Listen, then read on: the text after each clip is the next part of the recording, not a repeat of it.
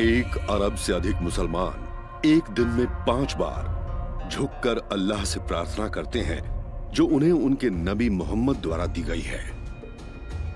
प्रत्येक दिन 5 बार वो काली चट्टान मक्का के पवित्र शहर की ओर मुंह करके इस्लाम धर्म में नई रीति से अपने आप को सौंपते हैं।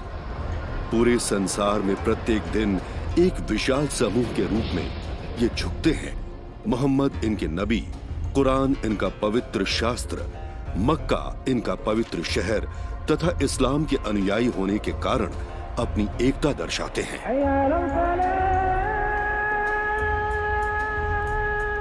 वैसे प्राचीन शिल्प वैज्ञानिकों ने एक भिन्न कहानी का संकेत देते हुए खोज आरंभ कर दी है।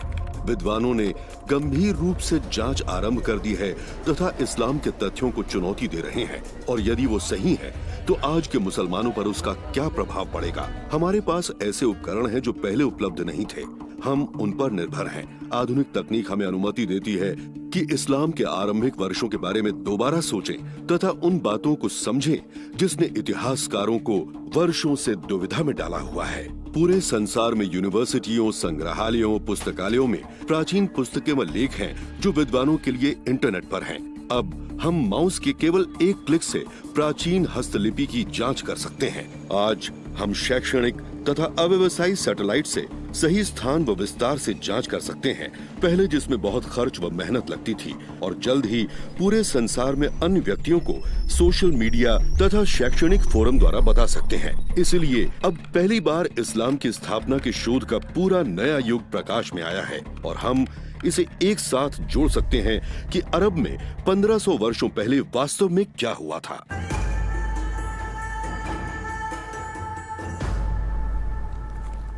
लेखक व इतिहासकार डैन गिब्सन का अधिकतर जीवन मिडिल ईस्ट में ही बीता। उन्होंने इस्लाम से पहले संसार के बहुत से प्राचीन काल के व्यक्तियों व स्थानों पर बड़े पैमाने पर शोध किया है। जब मैं अरब आया तब मैं तकरीबन 20 वर्ष का था और 30 वर्ष से अधिक मैंने यहाँ समय बिताया है। संसार के अद्भुत भाग के प्रत्येक कोने का शोध किया है। सब प्रमाणों को एक साथ जोड़कर उग्र नया सिद्धांत बनाया है। मैं विश्वास करता हूँ कि जो पहले विचार थे उनमें बदलाव आएगा। बहुत वर्षों के अध्ययन के बाद मैंने ये निष्कर्ष निकाला कि इस्लाम का आरंभ परंपरागत इतिहास से संभव है। पहले लिखे गए इस्लाम के बारे में कुछ संकेत तथा संदर्भ हैं, जिससे मक्का के रहस्य का छुपा हुआ सच सामने आया। पिछले दिनों 2002 में नाबातियन अध्ययन पर कॉन्फ्रेंस का आयोजन अल हुसैन बिन तलाल यूनिवर्सिटी द्वारा किया गया, जिसमें मुझे जाने का अवसर मिला। वहां मुझे दक्षिणी अरब व जॉर्डन से आए पुरातत्व वैज्ञानिकों से बात करने का अवसर मिला। विशेष रूप से मैंने उनसे मक्का के पुरातत्व रिकॉर्ड के बारे में पूछा। उनकी इच्छा थी कि उनका नाम कहीं भी बताया या लिखा ना जाए। उन्होंने कहा कि 810 एडी से पहले वहां मक्का के पुरातत्व का कोई रिकॉर्ड नहीं था। मैंने आशा की थी कि वो अपने विचारों से बचाव करेंगे। मक्का दीवारों से घिरा शहर था, उसमें घर, बगीचे तथा सार्वजनिक इमारतें व मंदिर थे। उन्होंने कहा नहीं, वहां ऐसा कुछ नहीं था। क्या आप जानते हैं कि मक्का का नाम कुरान में केवल एक बार आया है? मुसलमान विद्वानों ने मक्का को अन्य नाम दिए हैं, जैसे वर्जित स्थान पर एकत्र होना, या पवित्र घर, या बैक्का का स्थान, या रोना। आज ये सभी नाम सर्वव्यापी रूप से मक्का के संदर्भ में जोड़े जाते हैं। वर्जित स्थान पर एकत्र होना, पवित्र घर, बैक्का, यहाँ तक कि कुरान में भी मक्का के संदर्भ में बहुत से नाम नहीं बताए गए हैं। मुसलमान विद्वानों ने भी देखा है कि इस विषय पर वाद विवाद का कोई कारण नहीं है, परंतु कुछ वर्षों से इतिहासकारों ने यह प्रश्न उठाया है। उन्होंने इस बात पर ध्यान दिया है कि मक्का एक बंजर भूमि है और प्राचीन कारवां के मार्ग में स्थापित नहीं है। लोग सोचते हैं कि कारवां में धूप, मसाले तथा अन्य विदेशी वस्तुएं होंगी, परंतु नए शोध के अनुसार बहुत पहले ही मोहम्मद के समय से लोबान का प्रयोग समाप्त हो गया था और अब अरबी कपड़े और चमड़े के उस व्यापार में व्यस्त हो गए थे जिसमें इस विशाल शहर को बचाए रखने की क्षमता नहीं थी। वो शहर जिसे सभी शहरों की माता और व्यापार मार्ग का केंद्र बोला जाता था। इस मानचित्र को देखें, कहाँ व्यापार के मार्ग एक दूसरे को काटते हैं। उत्तरी अरब में 3 स्थान हैं जिन्हें व्यापार मार्ग का केंद्र कहा जाता है। इसमें रुचिकर क्या है, वो है कि मक्का रुकने का स्थान नहीं है, क्योंकि ये तो कारवां के मार्ग में भी स्थापित नहीं है। इस फिल्म में हम पाएंगे कि मोहम्मद नबी के समय से ही मक्का में पूर्ण रूप से पुरातत्व की कमी क्यों रही, क्यों मक्का का विवरण भूदृश्य से मेल नहीं खाता और पहले के इस्लामिक सिविल युद्ध में इस्लाम की सच्चाई को क्यों बदल दिया गया, जबकि पूरे संसार के मुसलमान ये विश्वास करते हैं कि उनका पवित्र शहर और अगुवा सऊदी अरब के मक्का में पाए गए।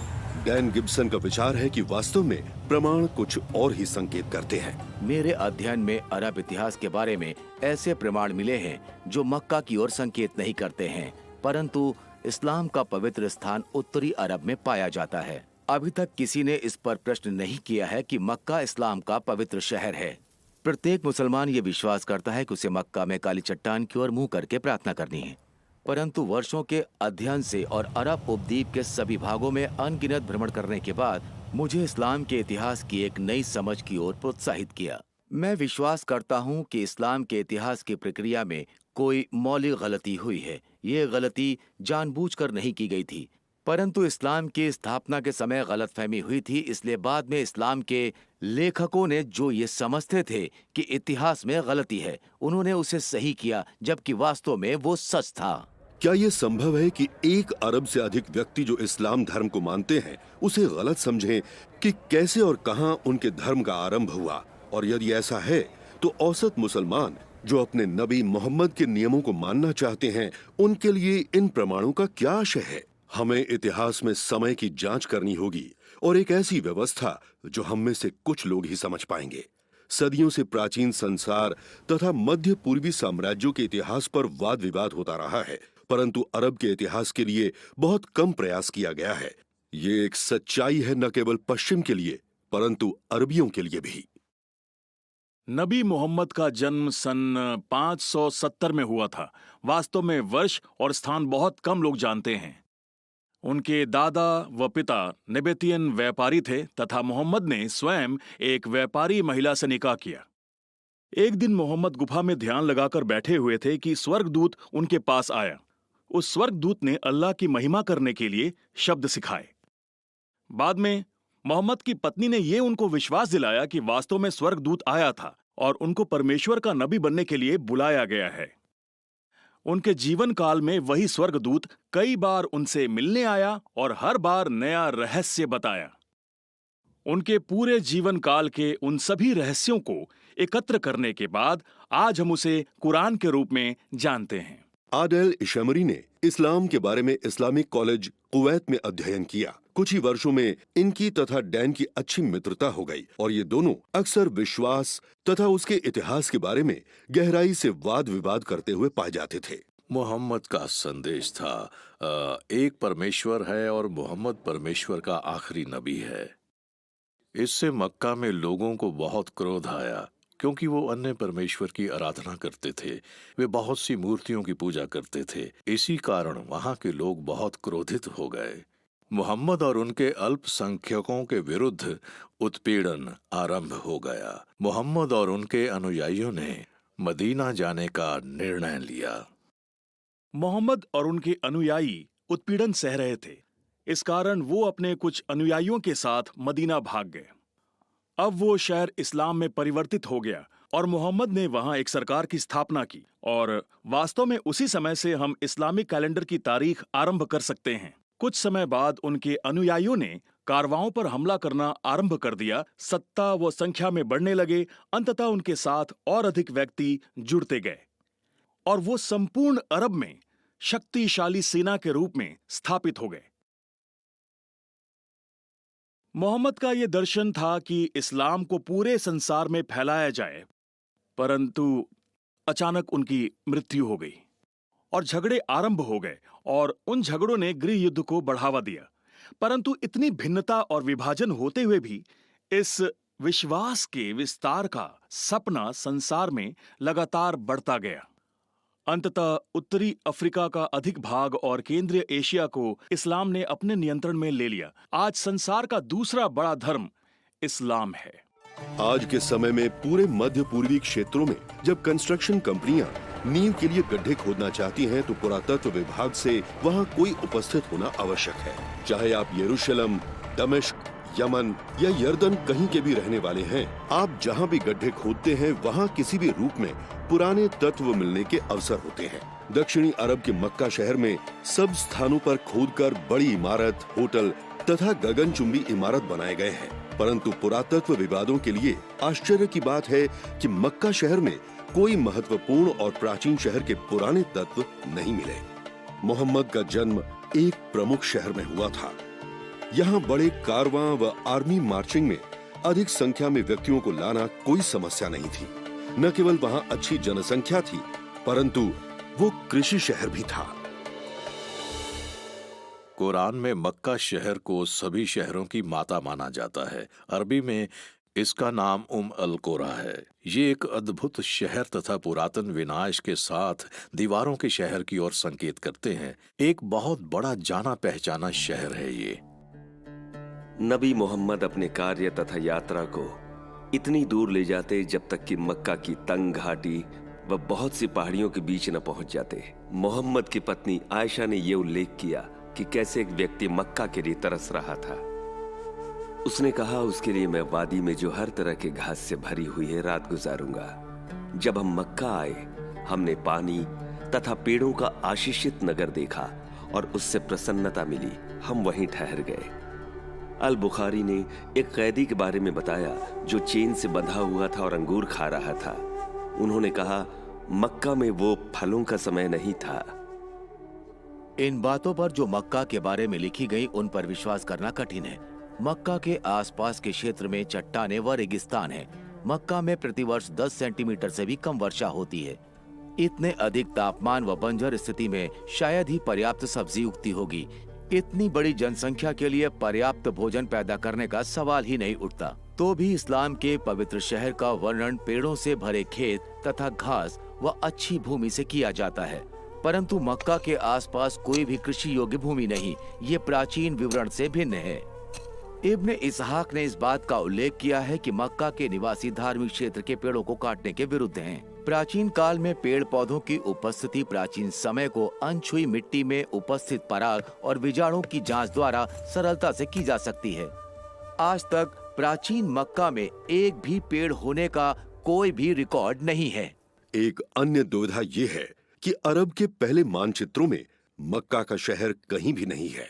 इतने बड़े व्यवसायी शहर का उल्लेख अरब के पहले मानचित्र में होना चाहिए, परंतु ऐसा कोई भी मानचित्र नहीं है जिसमें इस्लाम से पहले मक्का का उल्लेख हो। पिछले कुछ वर्षों में मैंने अरब के बहुत पुराने मानचित्र की कॉपी एकत्र की। बहुत मेहनत से मैंने उनका अनुवाद किया, लेकिन इस्लाम से पहले किसी भी मानचित्र में मक्का का उल्लेख नहीं देखा।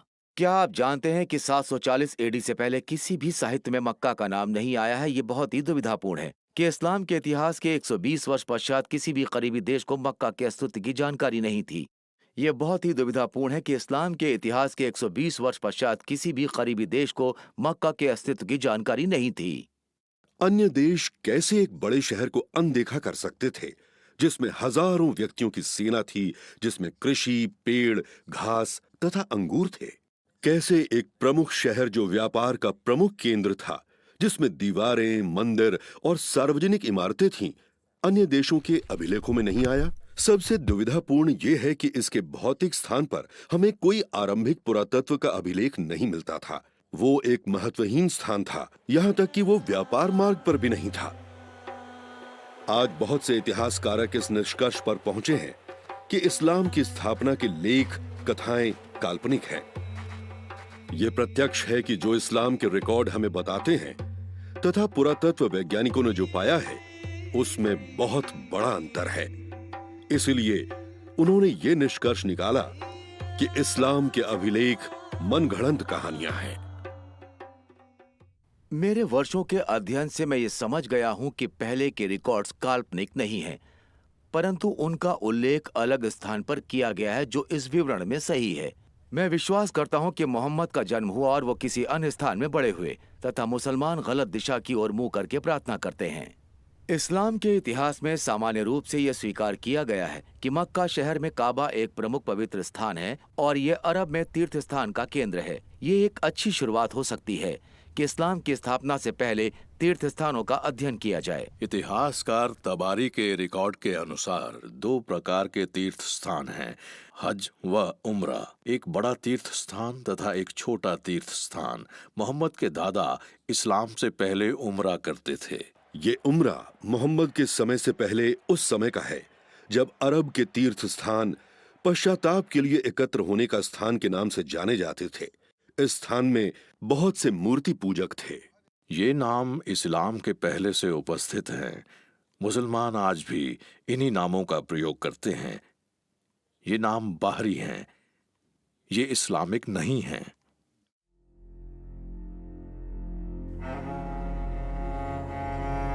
ये समझने के लिए कि इस्लाम से पहले के अरब में क्या हो रहा था, हमें प्राचीन अरब के पवित्र स्थानों की महत्वता को समझना जरूरी है।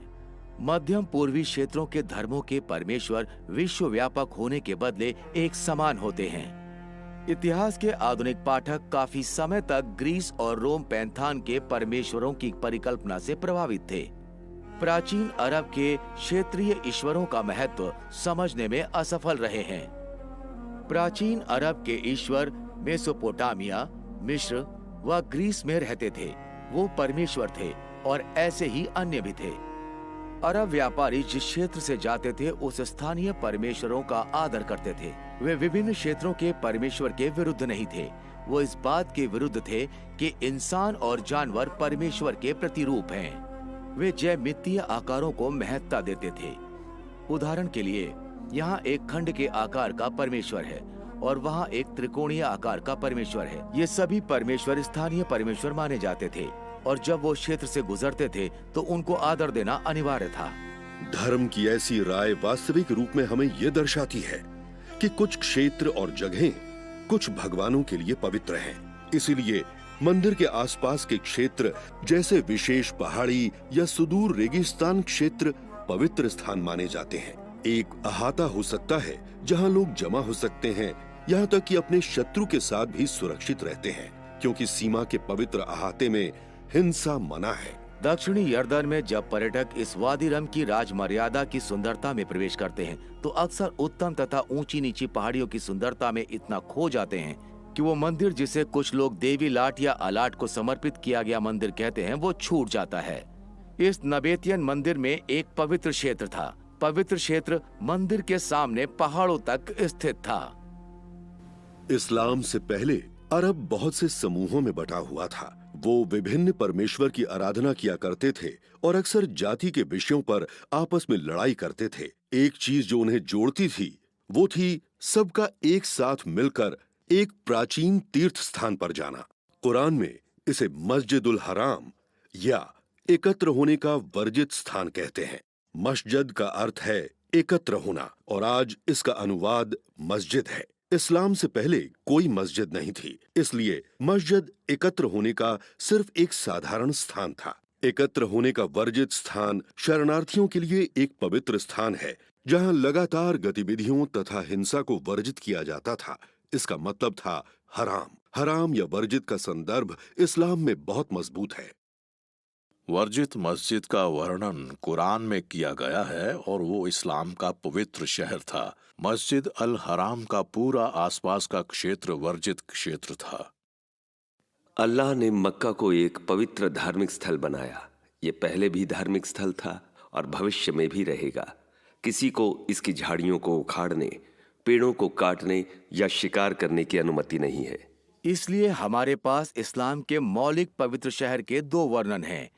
एक हराम स्थान था जहां मरना मना था और इस्लाम की स्थापना से पहले ये स्थान सदियों से तीर्थ का केंद्र था। अब ये देखें, अधिकतम भित्रि चित्र जो पूरे नेगियों और दक्षिण यर्दन में पाए गए वो प्राचीन शहर पेट्रा के तीर्थ स्थान में गए हुए व्यक्तियों द्वारा लिखे गए हैं। पेट्रा के लिए तीर्थ यात्रा पर जाते हुए हजारों व्यक्तियों ने अपने नाम व संदेश चट्टानों पर खोदे। इससे हमारे लिए एक समस्या उत्पन्न हुई। इस्लाम के पहले व उसके उदय के समय के मानचित्रों व साहित्य में मक्का अज्ञात है। इसलिए ये विवरण जैसे व्यापार के रास्ते का केंद्र, सभी शहरों की माता तथा प्राचीन तीर्थ स्थान का केंद्रीय बिंदु मेल नहीं खाते। हम इसका समाधान कैसे करें? इसका उत्तर स्वयं इस्लाम में मिलता है। वर्तमान समय में सभी मस्जिदों में किबला की दिशा काबा की ओर होती है। मस्जिदों में एक स्थान जिसे मेहराब कहते हैं, वहां इमाम खड़े होते हैं और आराधना करने वालों की अगुवाई करते हैं। परंतु पहले के समय में मेहराब नहीं होते थे, इसके बदले एक दीवार किबला दिशा की ओर होती थी। पूरी इमारत काबा की ओर इशारा करती है। इस्लाम में विश्वव्यापी रूप से समझा जाता है कि किबला दक्षिणी अरब में मक्का की ओर है। आज कोई भी किबला की दिशा पर प्रश्न नहीं करता। वैसे भी कुरान मुसलमानों को बताती है कि उनके पास किबला है। कुरान में ऐसे किसी शहर का नाम नहीं दिया गया है जिससे मूल रूप से प्रार्थनाएं की जाती हैं। इसमें केवल मस्जिद अल हराम या एकत्र होने का वर्जित स्थान के लिए बताया गया है। मुसलमान विश्वास करते हैं कि वास्तव में प्रार्थना यरूशलेम की ओर होती थी। इस्लाम के सूत्रों के अनुसार 624 एडी में मोहम्मद ने किबला को स्थान बदलकर मक्का कर दिया। मोहम्मद ने यह कुरान के सूरा 2 में उजागर किया है। इस प्रकार से हमने किबला आपके लिए तय कर दिया। वास्तव में ये एक महत्वपूर्ण बदलाव था, केवल उन लोगों को छोड़कर जिनका अल्लाह मार्गदर्शन करता था। अल्लाह कभी भी तुम्हारे विश्वास को प्रभाव रहित न करेगा। अब हम आपको उस किबला की ओर ले चलेंगे जिससे आप प्रसन्न रहेंगे। अपना चेहरा मस्जिद अल हराम की दिशा की ओर घुमाएं। आप जहां हैं वहां अपना चेहरा उस दिशा की ओर घुमाएं। अरब उपद्वीप के इतिहासकार होने के नाते मुझे सदा वास्तविक किबला का क्षेत्र ढूंढने में रुचि रही है। किबला का स्थान बदलने से पहले किस दिशा में मोहम्मद प्रार्थना किया करते थे? जैसे कुछ व्यक्ति कहते हैं, क्या वो यरूशलेम था, क्या वो सीरिया या कोई अन्य दिशा थी? यदि ये अध्ययन हम 100 वर्ष पहले करते तो उसके लिए बहुत अतुल्य काम व शोध की आवश्यकता होती। हमें विश्व में घूमकर प्राचीन स्थानों में इस्लाम की प्रारंभिक मस्जिदों को ढूंढना पड़ता। अब कुछ क्षणों में हम वो कर सकते हैं जिसको करने के लिए जीवन भर लग जाता है। गूगल अर्थ के द्वारा हम अंतरिक्ष से नीचे धरती पर स्थलों को देख सकते हैं और आर्कनेट जैसी वेबसाइट के द्वारा सैकड़ों विद्यार्थी और प्रोफेसरों के शोध को जोड़ सकते हैं। हम ढांचों की विभिन्न मापदंडों के द्वारा जांच कर सकते हैं। हम इस्लाम की इमारतें चुनते हैं, उनको तिथि अनुसार लगाकर पुरातत्व की सूची बनाते हैं, फिर वे कब बनी हैं उसकी निश्चितता करते हैं। गूगल अर्थ के द्वारा किबला की दिशा की जांच करके और इन सब बातों को जोड़कर इस बात को निर्धारित करते हैं कि किबला की दिशा कब मक्का की ओर बदली। अब किबला की दिशा की निश्चितता करना एक सटीक विज्ञान नहीं है। पहले भी कुछ मस्जिदों का आकार चौकोर नहीं था, इसलिए शोधकर्ताओं को किबला की दीवार ढूंढने की आवश्यकता हुई और उस दीवार से 90 डिग्री की ओर प्रोजेक्ट करना, क्योंकि पहले की इमारतों में चौकोर दीवार नहीं बनाते थे। हम साइड या पीछे की दीवार का प्रयोग नहीं कर सकते। ये मेहराब बहुत पुरानी मस्जिद का है। पहले के अरबियों ने किबला को दिशा देने के लिए सितारों का प्रयोग किया, जो कि बहुत हद तक सही था। किबला की दिशा की निश्चितता करने का सबसे अच्छा सही तरीका है मस्जिद में जाएं तथा वास्तविक सही जीपीएस यूनिट का प्रयोग करें। हम प्राचीन मस्जिद को अध्ययन के लिए प्रयोग नहीं कर सकते। समय के साथ बहुतों का पुनर्निर्माण किया गया है, इतना कि अब ये संभव नहीं है कि किबला की वास्तविक दिशा की निश्चितता हो सके। परंतु कुछ मस्जिदें अभी बची हैं, जैसे कि मदीना में एक मस्जिद है जिसे 2 किबला की मस्जिद कहते हैं। इस्लाम का इतिहास बताता है कि पहले की मस्जिद में प्रार्थना की अगुवाई करने वाले के साथी ने किबला के बदलाव के बारे में बताया, इसलिए उसने मक्का की ओर मुड़कर प्रार्थना करनी आरंभ कर दी। प्रश्न यह है कि वास्तव में उसका मुंह किस ओर था? मुसलमानों के पास इसका उत्तर तैयार है। वो यरूशलेम की ओर प्रार्थना कर रहा था। अब आज भी 2 किबला की मस्जिद की दिशा मक्का की ओर है, परंतु 1987 में मस्जिद बिल्कुल टूट गई थी ताकि इसे दोबारा बनाया जा सके। कंस्ट्रक्शन की विधि में पुरानी नींव उजागर हुई और उन्हें किबला की दीवार प्राप्त हुई जो उत्तर दिशा की ओर थी। इसलिए मुसलमान विश्वास करते हैं कि वास्तव में किबला यरूशलेम की ओर है। इसकी आसान तरीके से पुष्टि की जा सकती है। यदि हम शुरुआती मस्जिदों पर जाएं, तो वो ऐसे बनी हुई हैं कि हम प्रार्थना की दिशा को पहचान सकते हैं। हम उन्हें मानचित्र पर बना सकते हैं और देखें कि उनकी रेखाएं जुड़ती हैं। हम इन तीनों में से एक उत्तर पाएंगे। वो सभी विभिन्न दिशाओं की ओर इंगित करती हैं। वे सभी यरूशलेम की ओर इंगित करती हैं। वे सभी किसी और दिशा की ओर इंगित करते हैं। दक्षिणी अरब की 2 किबला वाली मस्जिद के अतिरिक्त ऐसी 11 और शुरुआती मस्जिदें हैं जिन पर शोध किया जा सकता है। ये चीन, मिस्र, दक्षिणी यर्दन, लेबनान, केंद्रीय यर्दन, यमन, इजराइल, इराक, यरूशलेम, पश्चिमी बैंकॉक तथा आखिर में लेबनान में स्थित हैं। इसलिए जिस क्रम से ये बनी है, यदि उस क्रम से जाएं, तो दूसरी मस्जिद जो बची हुई है वो ग्वांगझो चीन में है, जिसे पहले कैंटन शहर के नाम से जाना जाता था। 1300 एडी में जब मार्को पोलो इस शहर में पहुंचे तो उन्होंने पाया कि 1 लाख से अधिक अरब व पारसी व्यापारी यहाँ रहते हैं। अरबी चीनियों के साथ सैकड़ों वर्षों से व्यापार करते आ रहे हैं। इन सब के बहुत अच्छे दस्तावेज बने हुए हैं। इसलिए अबू बकर मोहम्मद के चाचा व्यापार के संबंध में चीन गए और चीन की हस्तलिपि के अनुसार उन्होंने वहां 627 एडी में अरबियों के लिए कैंटन शहर में एक मस्जिद बनाई। ये समय इस्लाम की स्थापना के 6 साल बाद का था। मैंने निजी रूप से मस्जिद की जांच की है और मस्जिद की किबला दिशा की निश्चितता जानने के लिए GPS यूनिट का प्रयोग किया है। मैंने जो वहाँ पाया वो आश्चर्यजनक था। इस मस्जिद की दिशा मक्का की ओर नहीं थी, वो मक्का के उत्तर की ओर 1-2 डिग्री की दिशा में थी, अर्थात यरूशलेम की ओर भी नहीं थी। किबला का मार्ग यरूशलेम के दक्षिण की ओर था। अगली मस्जिद 641 ईस्वी में इस्लाम की स्थापना के 20 वर्ष बाद फुस्टैट नगर, जो कि काहिरा के बाहर है, वहाँ बनी। ये मस्जिद दोबारा बनी और कितनी बार इसे बढ़ाया गया, इसलिए आज इस नींव का कोई वास्तविक प्रमाण नहीं है। परंतु मस्जिद की मूल जमीनी योजना का वर्णन अभी भी है और इस्लाम के रिकॉर्ड बताते हैं कि पहले किबला की दिशा पूर्व दिशा में थी, बाद में सही करके उसे दक्षिण की ओर मक्का की तरफ कर दिया गया। अगली बची हुई इमारत उमैद का महल हुमैमा में बनी, जो दक्षिणी यर्दन में स्थापित है। लगभग 700 एडी या इस्लाम की स्थापना के 80 वर्ष पश्चात अब्बास परिवार ने यहाँ एक बड़ा सा घर बनाया। इस घर में विशेष रूप से कोई मस्जिद का क्षेत्र नहीं था। इसके बदले आंगन में प्रार्थना के लिए सभी विश्वास से मिला करते थे। इस घर में किबला की दिशा पाई जाती है, परंतु वो यरूशलेम की ओर नहीं थी। इसके बाद एक नई मस्जिद बालबैक लेबनान में बनाई गई। ये ध्यान दिया जाए कि इसकी किबला की दिशा मक्का की ओर नहीं थी। 1 वर्ष बाद उमायदों ने बड़ा व प्रभावशाली पैलेस सीटाडेल अमान यर्दन में बनवाया। ये मस्जिद दक्षिण की ओर इशारा करती है, मक्का भी वहीं है। इसके कुछ वर्षों बाद 705 ईस्वी या इस्लाम की स्थापना के 84 वर्षों बाद मुसलमानों ने बड़ी मस्जिद सना यमन की राजधानी में बनाई। वैसे तो ये मस्जिद मक्का की सामान्य दिशा की ओर इंगित करती है, पर वास्तव में ये यरूशलेम से थोड़ा पश्चिम की ओर इंगित करती है। इसके बाद 706 एडी में उमायद मुसलमान शासकों ने खिरबत अलमिनिया एक बड़ा महल इजराइल में गलील के किनारे बनवाया। इस महल के परिसर में विशेष कमरा मस्जिद के लिए प्रयोग किया जाता है। इस महल के दरवाजे पर लिखे शिलालेख के अनुसार इसे इस्लाम की स्थापना के 87 वर्ष बाद मुसलमान शासक अल वलीद ने बनवाया।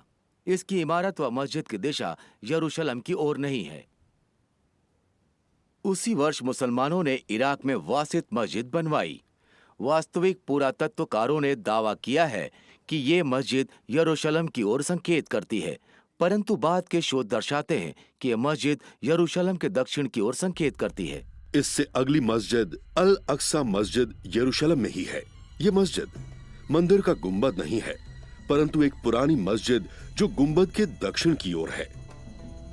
ये मस्जिद यरूशलेम में ही है, परंतु इसमें किबला भी है और जो मक्का की ओर इंगित नहीं करती। अगली मस्जिद 724 ईस्वी इस्लाम की स्थापना के 103 वर्ष बाद बनाई गई। ये खिरबत अल मफजर मस्जिद यर्दन घाटी के पास यरीहो में है। ये महल तब बनाया गया जब उमायद वंश समाप्ति पर था।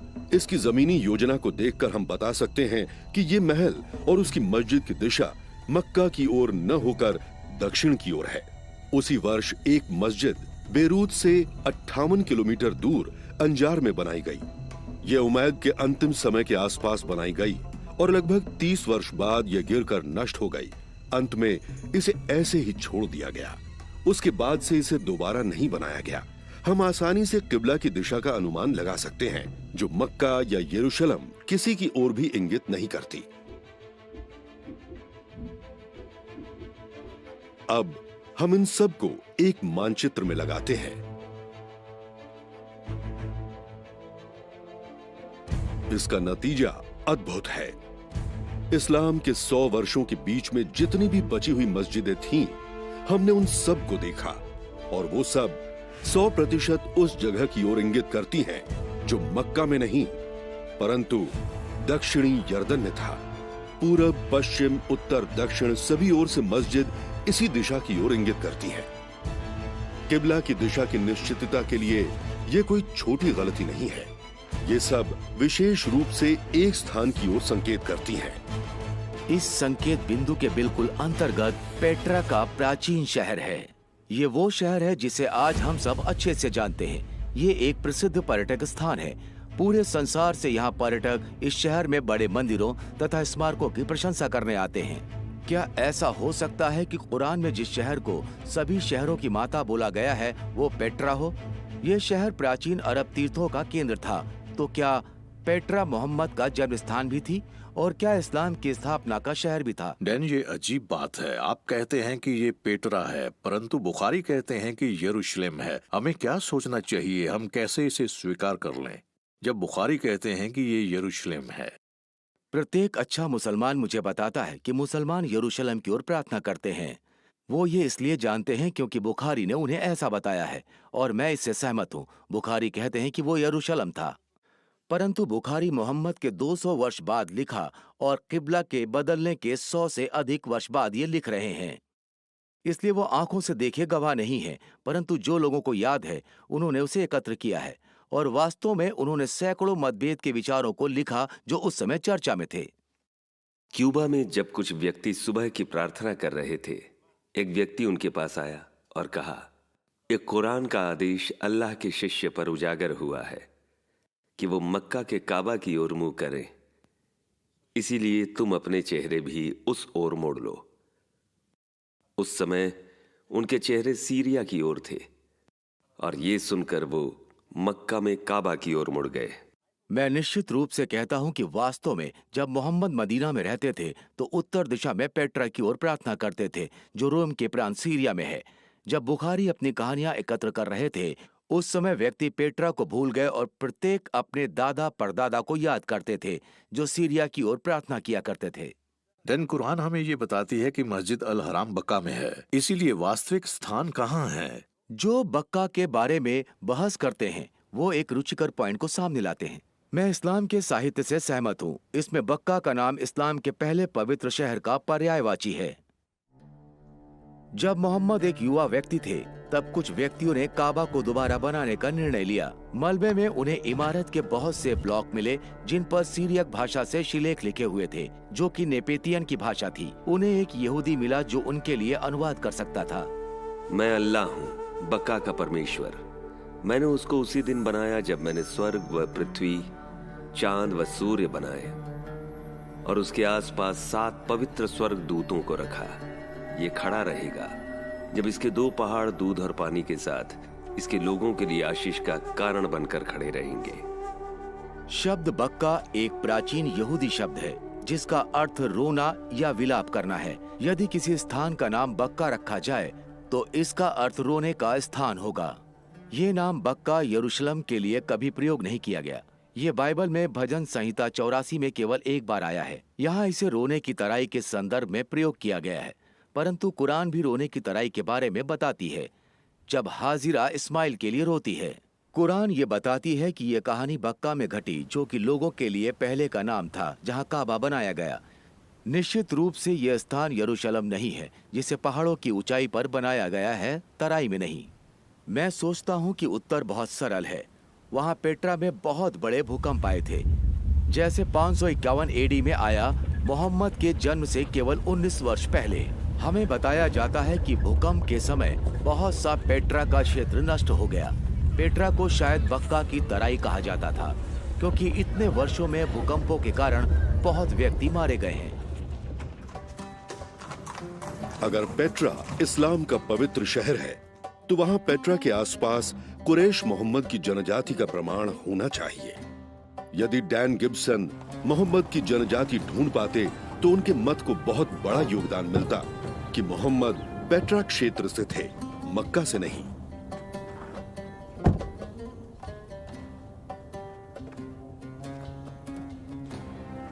बहुत पहले यह हावर का शहर के नाम से जाना जाता था, या आज के समय में हुमेमा। पुरातत्वकारों ने एक फार्म हाउस के बारे में बताया जो अब्बासिद परिवार की संपत्ति थी। कुछ समय बाद वहां एक मस्जिद बनाई गई। जब इराक के मुसलमानों ने दमिश्क के उमैयादों को हराया था तो वो ये चाहते थे कि मोहम्मद के परिवार का एक सदस्य उनके विद्रोह का साथ दे और न्याय संगत ठहराए। इसलिए वो पेट्रा से 27 मील दूर हुमेमा आए। यहीं पर उन्हें मोहम्मद का परिवार तथा कुरैश जनजाति मिली। वे दक्षिणी अरब के मक्का या मदीना नहीं गए, वे पेट्रा से 27 मील दूर हुमेमा आए थे।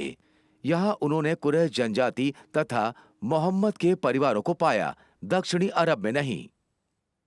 अभी तक हमने खोज की कि पहले की इस्लाम की सभी मस्जिदें प्राचीन शहर पेट्रा की ओर होती थीं, परंतु क्या पेट्रा शहर इस्लामी लेखों के अनुसार वास्तविक पवित्र शहर से मेल खाता है? मोहम्मद की जीवनी लिखने वाले प्रारंभिक लेखकों ने एक कहानी बताई थी जो मोहम्मद के पिता अब्दुल्ला से संबंधित है। वो एक दिन खेतों में काम कर रहे थे और जब वो अपने घर वापस आए तो उनके हाथों में मिट्टी लगी हुई थी। वो अपनी पहली पत्नी के पास गए और कहा, मेरे साथ लेटो, परंतु उसने मना कर दिया क्योंकि वो बहुत गंदे थे। इसलिए वो बाहर गए, मिट्टी धोई और अपनी दूसरी पत्नी अमीना के पास गए। वो गर्भवती हुई और इस तरह मोहम्मद का जन्म हुआ। हमारे लिए इस कहानी में ये महत्वपूर्ण है वो है कि पहले के लेखक अब्दुल्ला के हाथ की मिट्टी के लिए एक जैसे शब्दों का प्रयोग करते थे। वो मिट्टी के लिए अरबी शब्द का प्रयोग करते थे, विशेष रूप से कृषि के मैदान या प्लॉट की मिट्टी। समस्या ये है, मक्का के आसपास कोई कृषि भूमि नहीं है। जब हम पेट्रा आते हैं तो वहाँ पानी, खेतों तथा पेड़ों को पाते हैं। पुरातत्वकारों के अनुसार वहाँ निजी व सार्वजनिक बगीचे हैं। इसके साथ ही पानी को नहरों व मिट्टी के पाइपों द्वारा शहरों में लाया जाता है। पुरातत्वकारों ने यह वर्णन किया है कि प्राचीन पेट्रा में फलों के वृक्ष, अंगूर तथा बगीचों की मौजूदगी थी। पेट्रा और अल्बेधा जो लगभग 5 किलोमीटर की दूरी पर हैं, उनके बीच आज भी कृषि योग्य भूमि है। प्राचीन मिट्टी का विश्लेषण करने पर शोधकर्ताओं ने पाया है कि केवल 100 वर्ष पहले पेट्रा के आसपास के पहाड़ पेड़ों से ढके हुए थे, जिसमें बलूत, जूनिपर, पिस्ता तथा कैरब शामिल हैं। पवित्र शहरों में न केवल पेड़ तथा खेत थे, परंतु ये दीवारों का भी शहर था। इब्ने इशाक कहते हैं, वे उसे चारों ओर से घेरे रहते थे जब वो मक्का की बहुत सी दीवारों में से एक दीवार की तरफ खड़े थे। अब ये दुविधा की बात है क्योंकि मक्का दीवारों का शहर नहीं था। कुछ व्यक्ति सोचते हैं कि शायद मक्का में घर था, परंतु इब्ने इशाक विशेष रूप से ये कहते हैं मक्का की दीवारें, परंतु मक्का दीवारों का शहर नहीं था। तो पेट्रा के बारे में क्या? पेट्रा को तराई में बनाया गया था। तराई के दोनों ओर चट्टानों के साथ बड़े पहाड़ थे। वो बड़ी चट्टानें शहर की दीवारों की तरह अच्छी थीं, इसलिए पेट्रा के लोगों ने एक पहाड़ की चट्टान से अन्य पहाड़ की चट्टान तक दीवार बनाई, तराई की दोनों ओर, इस ओर भी उस ओर भी। इसलिए पेट्रा दीवारों का शहर है। पेट्रा में अन्य प्रमुख विशेषता यह है कि इसमें एक बहुत सी अद्वितीय धारा भी शामिल है। अब प्रायः तराई के एक तरफ पहाड़ होते और दूसरी तरफ पहाड़ होते हैं और नीचे बहती धारा तराई के बीच में होती है।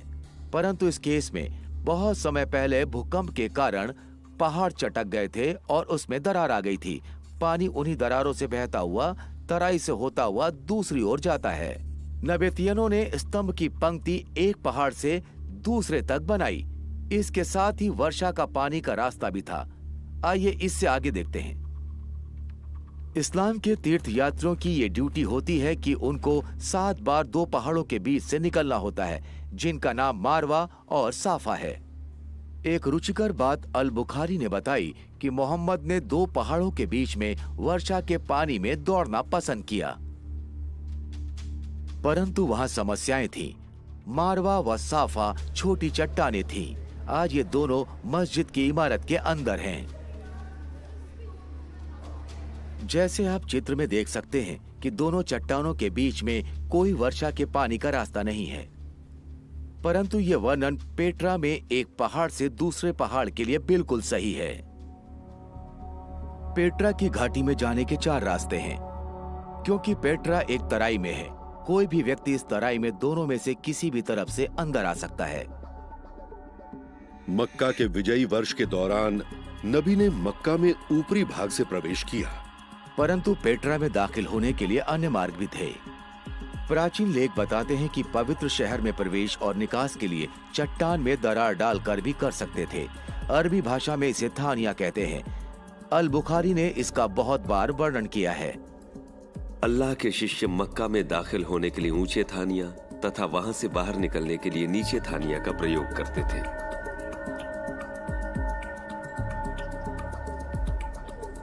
नबी तब तक आगे बढ़ते जाते थे जब तक कि वो थानिया के द्वारा कुरैश के लोगों तक न पहुंच जाते। वहाँ 2 थनिया प्रवेश द्वार हैं। इनमें से एक प्रसिद्ध सिख है, जिसमें से होकर पर्यटक शहर में प्रवेश करते हैं। दूसरा खंभों की पंक्तियों से थोड़ी दूरी पर है और यह रास्ता कैनियंस की भूल भुलैया की ओर जाता है, जो आखिर में वादी अरब में जाकर खाली हो जाता है, जो कि मृत सागर के नीचे है। पेट्रा में भी बहुत से मंदिर हैं।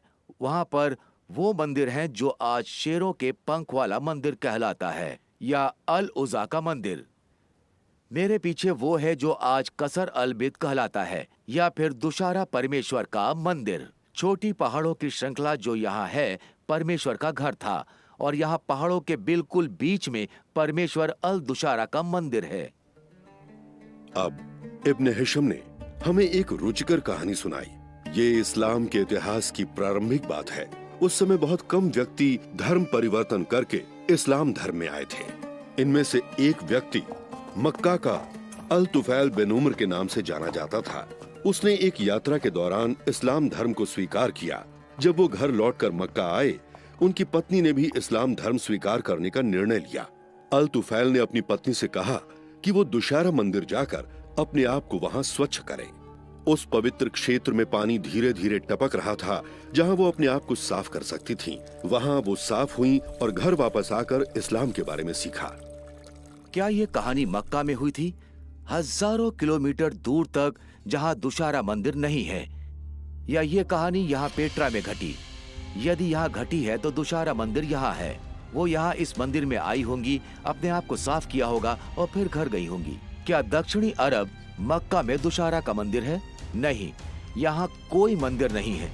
किसी चट्टान में दरार नहीं है, कोई पानी की नहर नहीं है, कोई दीवारों का शहर नहीं है, कोई घास नहीं है, कोई पेड़ नहीं है, कुछ नहीं है। ये सब यहाँ पेट्रा में है। पहले 100 वर्षों में पूरे इस्लामिक संसार में प्रत्येक मस्जिद अल हराम व वर्जित एकत्र होने का स्थान जो पेट्रा में स्थित है, उस ओर इंगित करती थी। संसार में ऐसा कोई अन्य शहर नहीं है जिसमें ये वर्णन के अनुसार सही हो। अरब की आवाज अल खताब ने जैद को इतना परेशान किया कि उसे जबरदस्ती मक्का के ऊपरी हिस्से में जाना पड़ा और उसे हिरा के पहाड़ों में शहर की ओर रहना पड़ा। इस संदर्भ में ये नोट करना रुचिकर है कि हीरा पहाड़ मक्का के ऊपरी हिस्से में स्थित है। यदि आज आप मक्का जाएं तो हीरा पहाड़ की गुफा शहर की ओर नहीं है, परंतु यहाँ पेट्रा में शहर की ऊंची तरफ के उत्तरी खंभों वाली पंक्ति की गलियों और निचली तरफ की दक्षिणी खंभों की पंक्ति की गलियों में है। वास्तव में शहर खंभों वाली पंक्ति की गली से आधे में बढ़ गया है। यदि मक्का का पवित्र शहर पेट्रा है, तो जिस गुफा में मोहम्मद को पहला रहस्य उजागर हुआ था, वो भी वहीं होनी चाहिए। पुराने लेख बताते हैं कि गुफा का द्वार शहर की ओर था और वो नीचे आ गई थी जब मोहम्मद ने पहाड़ पर चढ़कर अपने आप को नीचे फेंकने की कोशिश की थी। यदि ये ऐसा है तो मैं वो जगह जानता हूं, मुझे वहां जाना पड़ेगा।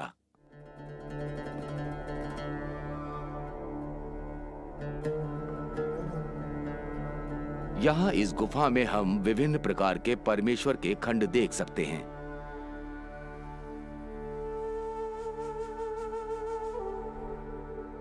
ऊपर एक बड़ा सा आधे चंद्रमा का चित्र है।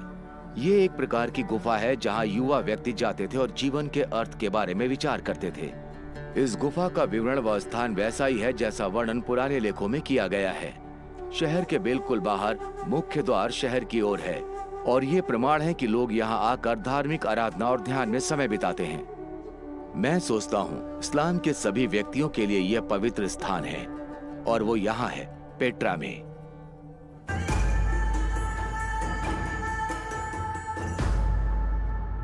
कुरान प्रत्येक मुसलमान को ये आज्ञा देती है कि जब वो प्रार्थना करें तो एकत्रित होने के वर्जित स्थान की ओर मुंह करें। अब एकत्र होने का वर्जित स्थान कोई इमारत नहीं था, ये इससे कहीं बढ़कर था। विशेष पत्थरों द्वारा अलग किया गया ये विशाल क्षेत्र था। इन पत्थरों द्वारा पवित्र क्षेत्र की सीमा निर्धारित की गई थी। इस क्षेत्र के अंदर किसी की हत्या करने की अनुमति नहीं थी, यहाँ तक कि चिड़िया भी मारने की अनुमति नहीं थी। अब इस तरह के क्षेत्र को चिन्हित करने के लिए किस तरह के पत्थर होने चाहिए थे? यदि वो छोटे गोल पत्थर होते तो वो रेगिस्तान के अन्य पत्थरों के साथ खो जाते। वे अवश्य ही बड़े पत्थर होंगे और उनमें कुछ ऐसी विशेषता होगी जिससे ये एकदम पता चल जाता कि यही पवित्र क्षेत्र की सीमा है। आज मक्का में कोई विशेष प्रकार के सीमा पत्थर नहीं लगे हैं। बहुत पहले से इतिहासकार सोचते हैं कि पहचान के पत्थर कैसे होंगे, पर लगता है इतने वर्षों में वो पत्थर कहीं खो गए हैं या शायद वो वहां थे ही नहीं। यदि वास्तव में इस्लाम का पवित्र शहर पेट्रा है तो ये बात पक्की है कि विशेष पत्थर मक्का में नहीं होने चाहिए, वो पेट्रा में होने चाहिए। पेट्रा की विशेषताओं के कारण पूर्ण रूप से ये क्षेत्र मन मोहने वाला है। जब भी पर्यटक इस शहर में आते हैं वो बहुत से चौकोर पत्थरों, जिन्हें जिन्न चट्टान के नाम से जाना जाता है, उसके पास से होकर निकलते हैं। ये मन मोहने वाला नाम स्थानीय लोगों द्वारा दिया गया है। रुचिकर यह है कि 20 से अधिक बड़े चौकोर पत्थर शहर के प्रत्येक प्रवेश पर लगे हुए हैं। क्या यह संभव है कि ये वर्जित क्षेत्र को अलग करते हों? शायद इसलिए ये मक्का में स्थापित नहीं है। यदि ये सत्य है तो मस्जिद अल हराम या एकत्र होने का वर्जित स्थान यहाँ होता। यदि यहाँ स्थापित नहीं है तो काबा को भी यहाँ स्थापित होना चाहिए, परंतु ऐसा नहीं है क्योंकि एक व्यक्ति जिसका नाम इब्ने जुबैर था उसने इसे हटा दिया। अभी तक इस कार्यक्रम में हमने जांचा कि मुसलमान वास्तव में किस दिशा की ओर प्रार्थना करते हैं। जैसा कि हमने देखा, सभी मस्जिदें जो इस्लाम के पहले 100 वर्षों के समय में बनाई गईं, वो पेट्रा की ओर संकेत करती हैं। 2 मस्जिदों का प्रयोग करके अमन सिटाडेल व डैन गिब्सन ने यह निर्धारित किया कि किबला की दिशा किन वर्षों में बदली। क्या इस्लाम का इतिहास हमें कुछ संकेत देता है कि प्रार्थना की दिशा क्यों बदली गई होगी? यदि हम इस्लाम के इतिहास में देखें तो ये वही समय है जब दूसरा इस्लामी गृह युद्ध हुआ था। इस्लाम में बहुत युद्ध हुए। मोहम्मद की मृत्यु के बाद भी गृह युद्ध हुए। इसी कारण आज शिया व सुन्नी हैं। उमायद जो सुन्नी थे वो विजयी हुए और उन्होंने दिमिश्क पर राज किया। इतिहास में इस समय पवित्र शहर के गवर्नर अब्दुल्ला इब्ने जुबैर थे। वो विशेष रूप से अप्रसन्न थे। उनकी दृष्टि में पवित्र शहर इस्लाम का सबसे महत्वपूर्ण शहर था, शहरों की माता। परंतु उमायद शासक ने दमिश्क को नया शहर चुना और दमिश्क में भ्रष्टाचार तथा लड़ाइयां थीं, जिससे बहुत से व्यक्ति प्रसन्न नहीं थे। इसलिए 683 एडी में इस्लाम की स्थापना के लगभग 64 वर्ष बाद इब्ने जुबैर ने स्वयं को पवित्र शहर में खलीफा घोषित किया, जिसके कारण दूसरे इस्लामी गृह युद्ध की शुरुआत हुई। उमायदों ने मजबूती से इसका विरोध किया और पवित्र शहर की ओर आर्मी भेजी। इसके बाद इब्न जुबैर ने बहुत आश्चर्यजनक काम किया। उसने इस्लाम के प्राचीन पवित्र मंदिर काबा को नष्ट कर दिया। इब्न जुबैर ने पवित्र काबा को नष्ट करके भूमि के स्तर तक कर दिया और उसकी नींव भी खोद दी। तब उन्होंने काले पत्थर को रेशम की पट्टी में एक लकड़ी के स्टैंड में उसके पास रखा। उमायदों ने इब्ने जुबैर और उसके साथियों के विरुद्ध युद्ध किया, परंतु 40 दिनों के बाद समाचार आया कि दमिश्क के शासक खलीफा की मृत्यु हो गई। अब उमायद के जनरल ने दबाव डाला कि युद्ध अभी समाप्त नहीं हुआ है, परंतु उन्हें दमिश्क की ओर वापस लौटना पड़ेगा, जिससे नए खलीफा की स्थापना कर सकें। उमायद के शाही परिवार के सदस्य युद्ध में आए हुए थे उन्हें कहा गया कि पूरी सेना के साथ सुरक्षित दमिश्क लौट जाएं। इसलिए पूरी सेना के सदस्य वापस लौट गए। यहाँ हम इस समस्या का सामना करते हैं, वो है समय की अवधि का। इस्लामिक रिकॉर्ड के अनुसार यह स्पष्ट है कि जब खलीफा की मृत्यु हुई उसके बाद 13 वर्षीय बेटे ने उनके स्थान पर शासन किया। अल तबारी वॉल्यूम 20 में विशेष रूप से हमें बताया गया है कि अपने पिता की मृत्यु के बाद केवल 40 दिनों तक जीवित रहा, जिसके बाद उसकी भी हत्या की गई थी। इस समय के दौरान सेना पवित्र शहर से दमिश्क की ओर वापस लौट गई। धीमी गति से चलने वाली आर्मी को रेगिस्तान के सऊदी से सीरिया दमिश्क की 1400 किलोमीटर की यात्रा को पूरा करने में बहुत समय लगा होगा। यदि सेना प्रतिदिन 20 मील चलती तो भी उसे यात्रा पूरी करने में 43 दिन लगते। संदेशवाहक का संदेश लाना, सेना का वापस जाने का निर्णय लेना और उस निर्णय पर अमल करने में और 43 दिन के सफर में जितना समय लगा होगा वो वास्तव में पर्याप्त समय नहीं था। मक्का हमारी सोच से भी दूर है। वैसे यदि पवित्र शहर पेट्रा हो तो तब दूरी बहुत घट जाती। इस्लामिक इतिहास में दूरी की समस्या बार बार आई है। मक्का बहुत दूर है, इसलिए पहले के इस्लामिक इतिहास की बहुत सी कहानियों का मेल नहीं है। युद्ध में शांति काल के दौरान इब्न जुबैर के पास समय था कि अपनी बचाव सेना को फिर से बनाए और उमैद सेना की वापसी की तैयारी करें। अब मैं आपको कुछ दिखाना चाहता हूँ। यहाँ अल तबारी द्वारा लिखे गए इस्लाम के कुछ ग्रंथ हैं। अल तबारी अधिक सामग्री को एकत्र करने में कामयाब हुआ। उसने इस्लाम के इतिहास के प्रत्येक वर्ष में घटित घटना को लिखा। उन्होंने प्रत्येक वर्ष के लिए एक अध्याय, कभी कभी 2 अध्याय भी लिखे, परंतु तभी कुछ अजीब हुआ।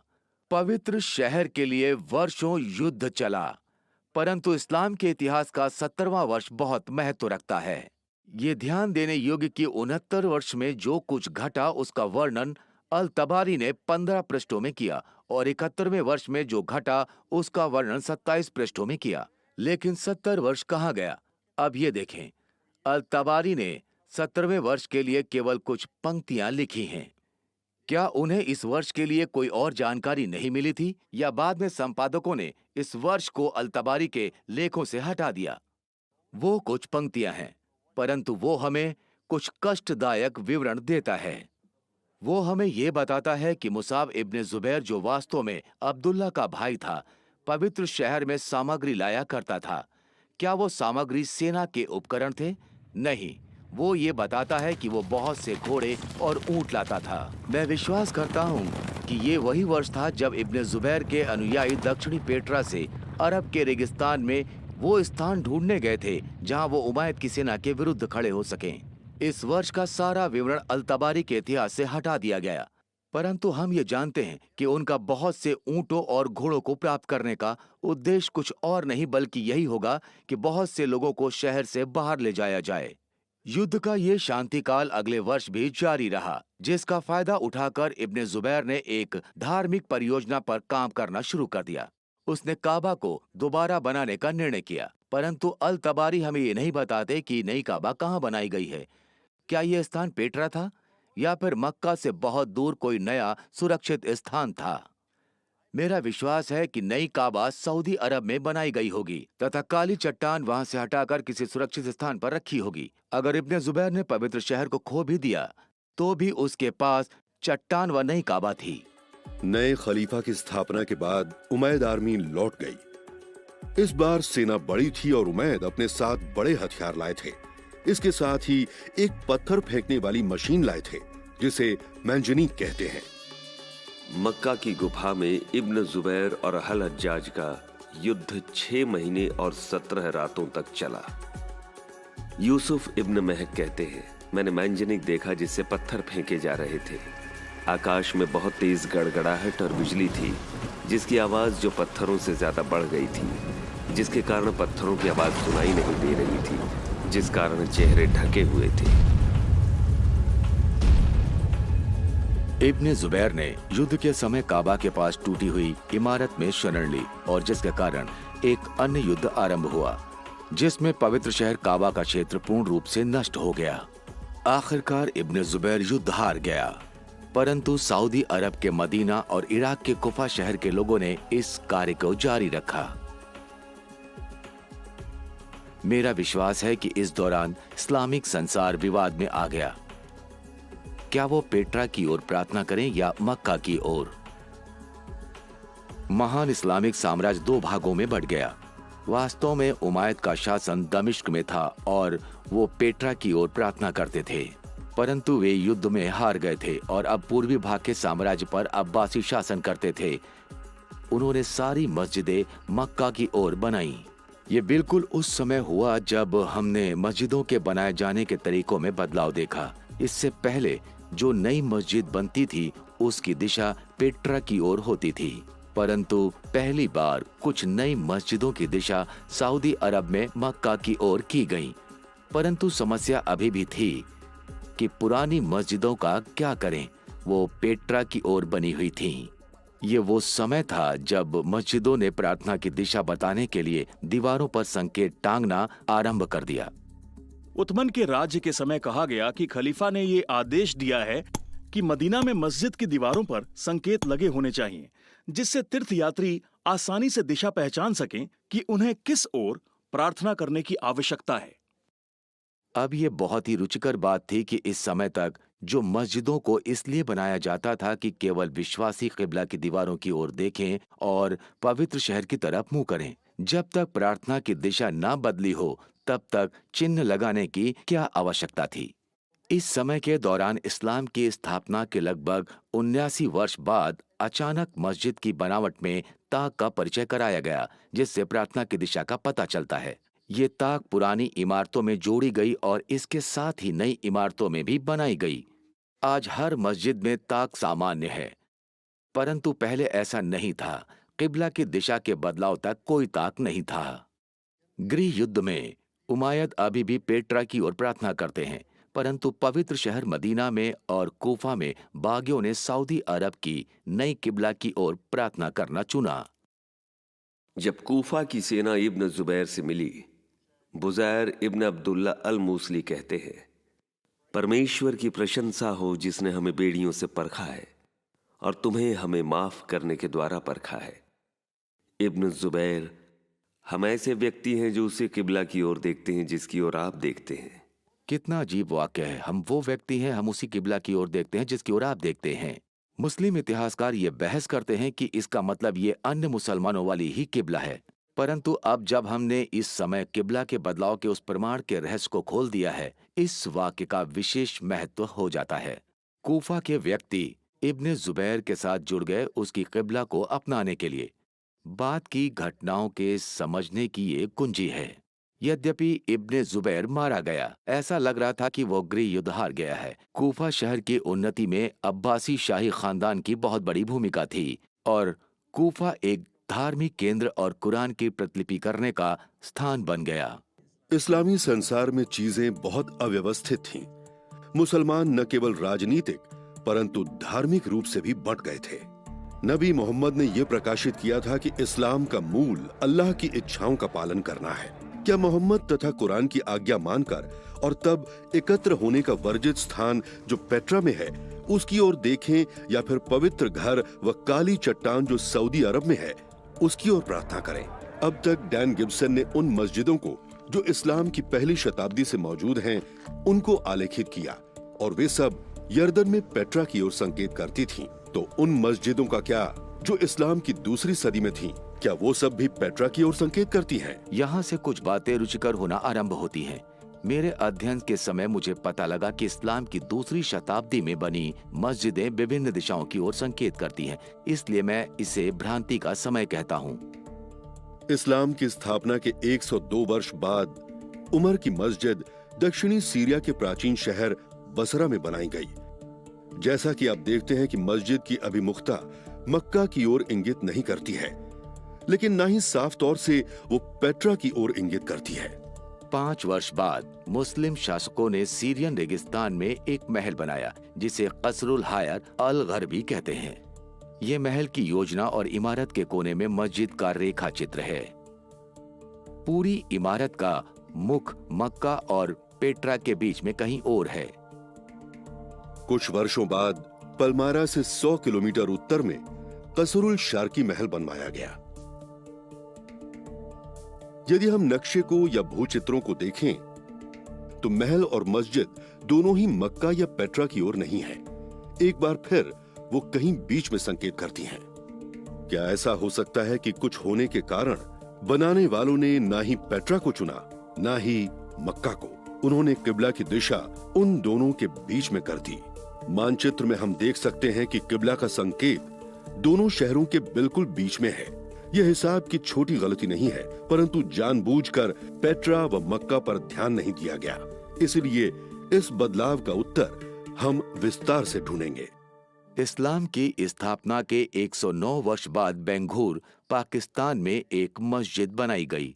उस समय की अन्य मस्जिदों की तरह उसमें केवल किबला की दीवार बिना ताक के थी। वैसे ये मस्जिद सऊदी अरब में मक्का की ओर संकेत करती थी। यहाँ ये सबसे पहले ऐसी मस्जिद पाते हैं जो मक्का की ओर संकेत करती है। हो सकता है और भी मस्जिदें बनी होंगी जो अब नहीं है, परंतु ये मस्जिद विशेष है क्योंकि यही सबसे पुरानी मस्जिद बची हुई है जिसे हम सच में कह सकते हैं कि वो सऊदी अरब में मक्का की ओर थी। और आश्चर्य की बात यह है कि इसे मोहम्मद की मृत्यु के लगभग 100 वर्षों बाद बनाया गया। ये मुसलमान इतिहासकारों के लिए बहुत देरी थी, जिसके कारण परंपरागत इस्लामिक इतिहास में कई प्रकार की समस्याएं होने वाली थी।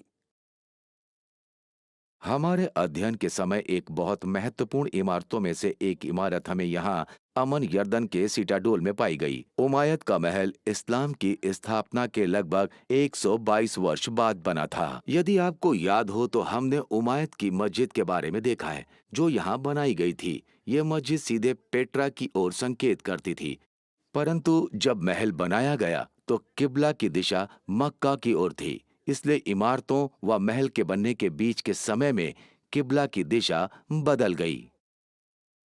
इससे हमें ये निर्धारित करने में सहायता मिलती है कि किबला की दिशा कैसे और कब बदली। इस महल के निर्माण के दौरान पहली बार मक्का साहित्य में आया। आश्चर्य की बात यह है कि बहुत से वर्षों तक मक्का का नाम कहीं नहीं था, ना तो साहित्य की पुस्तकों में, ना इस्लाम की पुस्तकों में। परंतु जब किबला में बदलाव लाया गया उस समय ये नाम आया। ये बहुत अजीब है। लोग इसका कारण सोचते हैं। ये नाम इस्लाम की पुस्तकों व इस्लाम के इतिहास में होना चाहिए था, परंतु जब किबला में बदलाव लाया गया उस समय ये नाम सामने आया। ये बहुत ही अजीब था। अगली बड़ी मस्जिद यर्दन में अमन से 32 किलोमीटर दक्षिण की ओर बनाई गई। ये मुशट्टा महल तथा मस्जिद के नाम से जानी जाती है तथा 747 एडी में बनाया गया था। जैसा आप जानते हैं कि उमायद महल बहुत बड़ा व प्रभावशाली था, जिसके दक्षिणी भाग में मस्जिद स्थापित थी पेट्रा की दिशा में, जबकि संपूर्ण इमारत पेट्रा की ओर थी। इसमें रुचिकर ये था कि इस्लाम बहुत से समूहों में बंट गया था। वहां परंपरागतवादी व्यक्ति थे जिन्होंने पेट्रा की ओर मस्जिदें बनाई, परंतु सुधारक थे जिन्होंने मक्का की ओर मस्जिद बनाई, और कुछ अन्य व्यक्ति थे जो किसी भी समूह में नहीं थे और किसी भी किबला को चुनने के लिए मना करते थे। इस समय में इस्लामिक इतिहास में महत्वपूर्ण बदलाव आया। इस्लाम के उमायद शासक जो दमिश्क में थे, कूफा के अब्बासियों से हार गए। 754 ईस्वी में अल मंसूर जो नए खलीफा थे, उन्होंने बिल्कुल नई पूर्वी राजधानी के बनाने का आदेश दिया और इराक में बगदाद को उसके लिए चुना। नया शहर बहुत शानदार डिजाइन पर बनाया गया था। वैसे अधिकतर मध्य पूर्वी शहर की बनावट अव्यवस्थित होती है, परंतु यह शहर बड़े गोल आकार में बना था। डिजाइनर बाहर बिल्कुल नए क्षेत्र में जाता था और शहर की इमारत बनाने से पहले योजना को भूमि पर राख से बनाता था। ये शहर 767 एडी में बनकर पूरा हुआ और ये 2 किलोमीटर के घेरे में था। जैसा आप रेखा चित्र में देख सकते हैं कि शहर की मुख्य मस्जिद में प्रार्थना की दिशा बताने के लिए कोई ताक नहीं है, वो बाद में बनाई गई थी। एक दीवार का प्रयोग किबला की दीवार के लिए किया जाता था जो सीधा मक्का की ओर संकेत करती है। वैसे ही अन्य मस्जिदें अब अब्बासी शासकों द्वारा बनाई जाएंगी। अगर ये सब सच है तो उसके बाद नबी मोहम्मद और पहले 4 खलीफा जो इस्लाम की अगुवाई में थे, उसके बाद उमैद शासक जिसने दमिश्क से इस्लाम पर शासन किया, सब ने पेट्रा शहर की ओर प्रार्थना की। परंतु उमैद शासन के अंत में कुछ ऐसा घटा कि निर्माणकर्ताओं ने अपनी मस्जिदों की दिशा बदल डाली। कुछ पेट्रा की ओर, कुछ मक्का की ओर और कुछ दोनों के बीच की ओर संकेत करती थीं। इससे इस्लाम के पश्चिमी क्षेत्र के आधे भाग में समस्या उत्पन्न हो गई थी। पश्चिम की ओर के व्यक्ति पहले वाले उमैदों के बहुत वफादार थे, इसीलिए इस्लामिक संसार दो भागों में बंट गया। अब्बासी शासकों ने इराक के पूर्वी भाग के साम्राज्य का संचालन किया और उमैद शासकों ने उत्तरी अफ्रीका व स्पेन का संचालन किया। यह इस्लामिक इतिहास का महत्वपूर्ण समय था, क्योंकि उमैद स्पेन में अब संस्कृति में प्रगति कर रहे थे और सुंदर व प्रभावशाली इमारतें बनानी आरंभ कर दी थीं। स्पेन के निर्माणकर्ताओं को समस्या हो गई। पारंपरिक रूप से सभी उमैद पेट्रा की ओर प्रार्थना करते थे, परंतु जैसा कि हम देखने जा रहे हैं कि कुछ ऐसा भयानक घटा जिसके परिणाम स्वरूप भविष्य की सारी मस्जिदें अब उस दिशा की ओर संकेत नहीं करती। उनके शत्रु अब्बासी अब सऊदी अरब मक्का की ओर प्रार्थना किया करते हैं, इसलिए वो उस ओर प्रार्थना की दिशा नहीं चुनना चाहते थे। तो अब उमैद क्या करें? जब मैंने स्पेनिश उमैदों द्वारा बनाई गई मस्जिदों की जांच पड़ताल की, तब मुझे एक बहुत ही आश्चर्यजनक विकास दिखा। इन निर्माणकर्ताओं ने न मक्का को चुना और न पेट्रा को। अब जैसा कि हमने देखा है, मध्य पूर्व के कुछ निर्माणकर्ताओं ने अपनी किबला की दिशा दोनों शहरों के बीच में चुनी, परंतु उत्तर अफ्रीका और स्पेन के निर्माणकर्ताओं ने कुछ और ही करने का निर्णय लिया। कुछ वर्षों से इतिहासकार इन मस्जिदों के कारण दुविधा में हैं।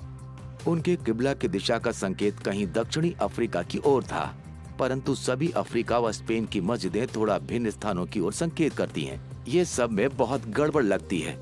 वैसे जब हम मानचित्र में आलेखित करते हैं तो उत्तरी अफ्रीका तथा स्पेन की मस्जिदों की सारी किबलाएं पेट्रा व मक्का के बीच खींची गई लाइन के समांतर हैं। इसलिए पेट्रा व मक्का को चुनने के बदले उन्होंने इन दो शहरों के बीच खींची गई पंक्ति के समांतर अपनी किबला रखी। इसलिए पेट्रा या मक्का को चुनने के बदले उन्होंने इन दो शहरों के बीच खींची गई पंक्ति के समांतर अपनी किबला रखी।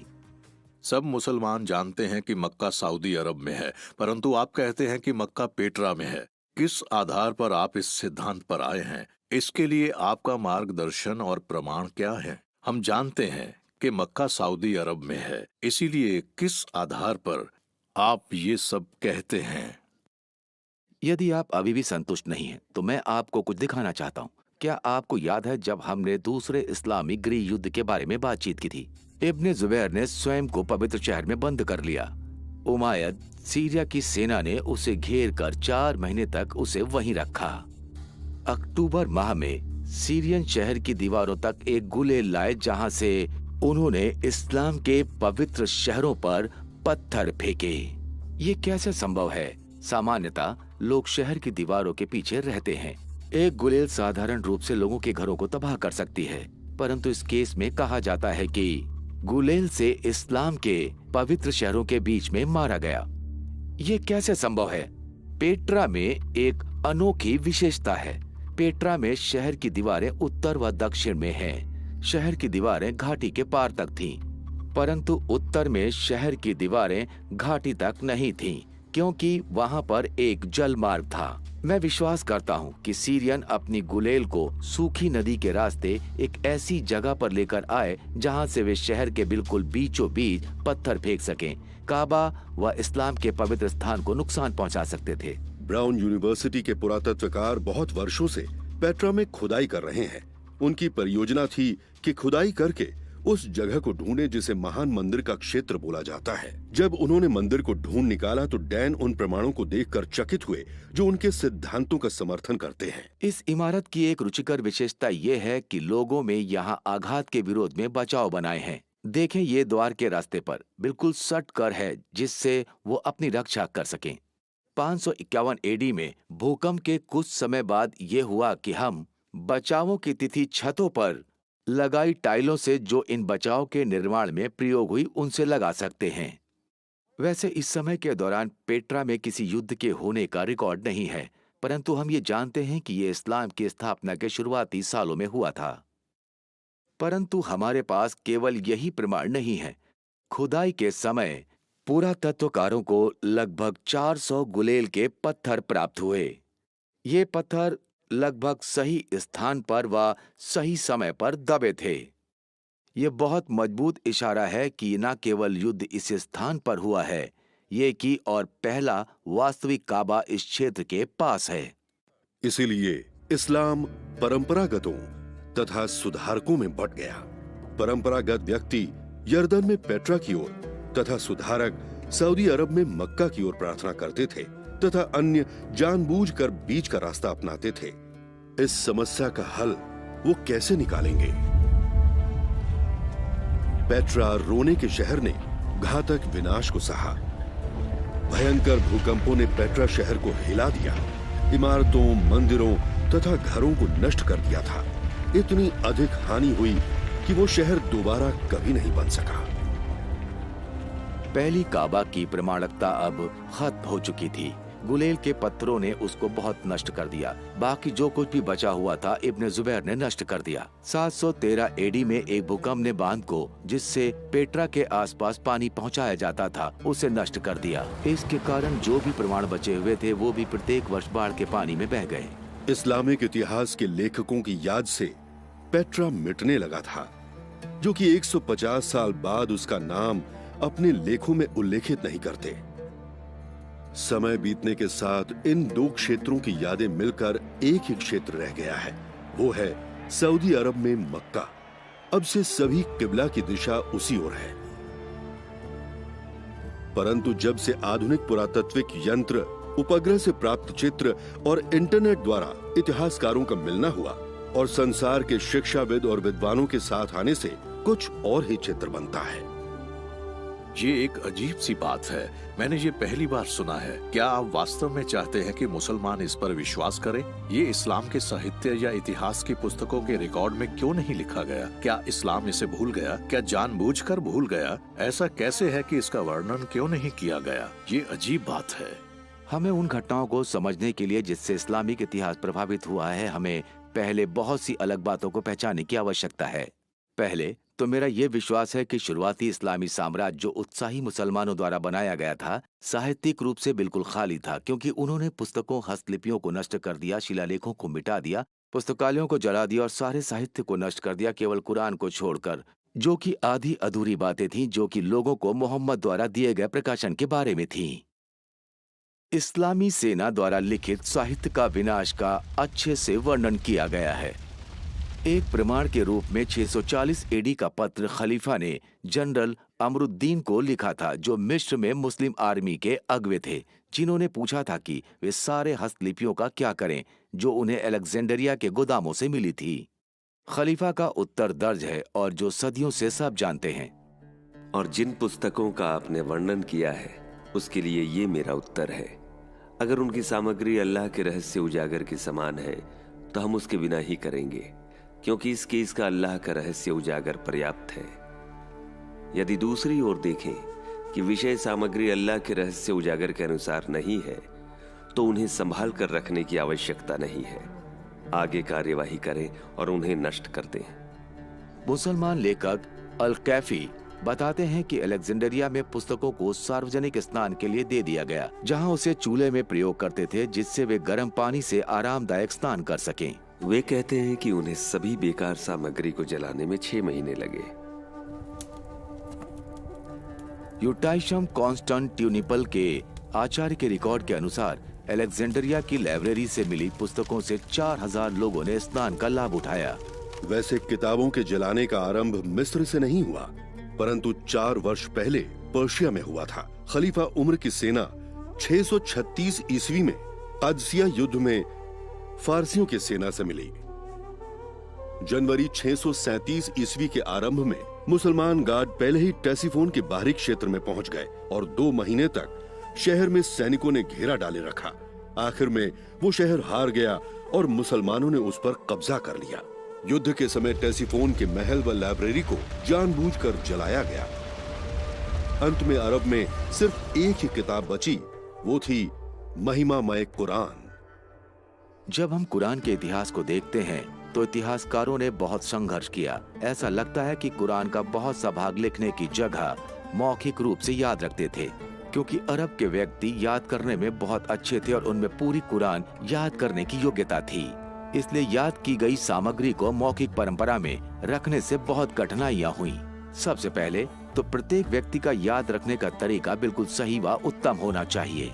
कुरान के मामले में भिन्न आयतों पर वाद विवाद हुआ, कैसे इसका अनुवाद होना चाहिए और पूर्ण रूप से इसको शामिल करना चाहिए या नहीं। दूसरा, ये समस्या थी कि एक सीखे हुए व्यक्ति से दूसरे अनुभवहीन व्यक्ति को ज्ञान बांटने में मुश्किल था। कुरान के संदर्भ में अधिकतर पुरुष जो मोहम्मद के वचन को याद करते थे वो सैनिक भी होते थे। ऐसे में अक्सर सैनिक युद्ध में मारे जाते थे और उनका कुरान का ज्ञान भी उनके साथ समाप्त हो जाता था। यमामा के युद्ध के उदाहरण में विस्तार से बताया गया है कि जब 450 व्यक्ति जिन्होंने कुरान को याद कर रखा था उनकी मृत्यु हो गई।